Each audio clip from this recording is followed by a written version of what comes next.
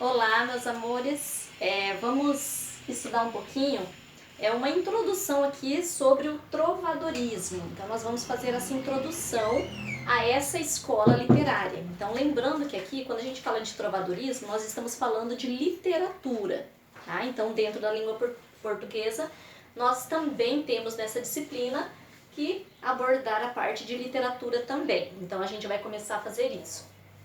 O trovadorismo, ela é considerada a primeira manifestação literária da língua portuguesa, ou seja, o primeiro movimento de literatura da língua portuguesa.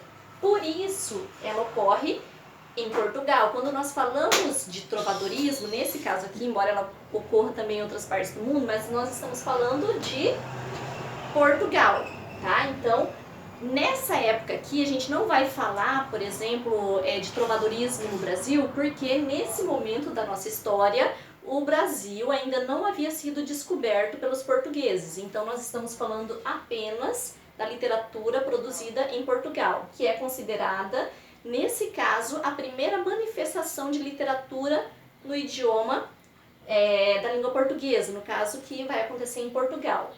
Quando a gente fala de idioma, se vocês forem pesquisar esses textos produzidos nessa época aqui, vocês vão ter um pouco de dificuldade para entender o conteúdo. Por quê? Nós temos nesse período o galego-português. O que é isso? Ainda não era a língua portuguesa exatamente como nós a conhecemos hoje. O idioma da nossa língua portuguesa como nós o conhecemos. Então, nessa época, ainda estava em processo de formação. Portugal estava em processo de formação também. Então, nesse caso, nós teremos esse idioma também, juntamente com Portugal, se formando, tá? Então, esse idioma vai ser aquele português bem arcaico ainda, com várias partes muito diferentes da linguagem que nós utilizamos hoje. Esse momento é o momento em que ocorre o período do feudalismo, tá? Então, aquele período em que cada senhor feudal vai ter um pedaço de terra. Nesse pedaço de terra ele vai ter os empregados, os servos, os camponeses que vão trabalhar nessa terra e ele vai ser o grande senhor ali, dono dessas terras. Nesse período do feudalismo predominava o teocentrismo. O que significa teocentrismo? Deus no centro do universo, ou seja, Deus no centro de tudo. O que isso significa, professora? Que nessa época aqui, a Igreja Católica ela tinha um poder muito grande. Então, a questão da Igreja aqui era muito forte, tá? Então, aqui a Igreja vai ter um poder enorme sobre a sociedade dessa época, interferindo também, no caso, na escrita, no tipo de literatura que vai sendo produzido nesse momento.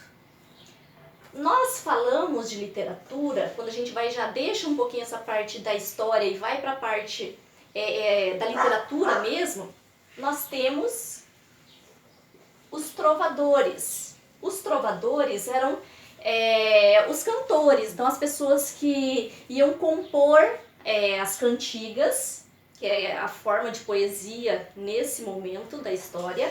Então eles iam compor, cantavam geralmente utilizando algum instrumento musical. Então, nessa época, a poesia ela tinha uma grande característica oral e por isso elas eram cantadas.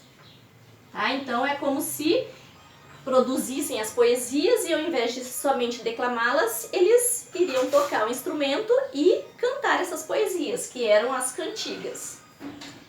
Nós temos nesse período, na parte da poesia, 4 formas de poesia importantíssimas.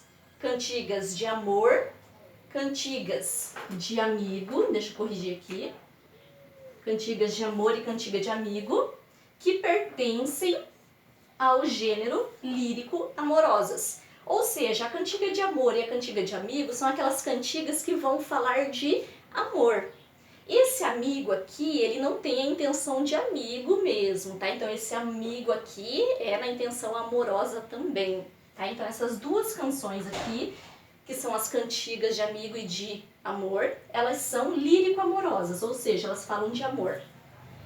Os outros tipos de escárnio e de maldizer. Essas duas formas de cantiga, elas são satíricas. O que isso quer dizer? Elas não são aquelas poesias de amor, elas vão fazer uma crítica. Então a poesia satírica, ela é uma poesia crítica, ou seja, onde se faz uma crítica a alguém, tá? Então, algumas críticas mais de forma indireta, digamos assim, são as de escárnio, e outras mais diretas e até com certos até palavrões, que são as de maldizer, tá? Então, são essas as principais formas de literatura nesse período, tá? Então, por enquanto é só. Sobre os tipos de cantigas,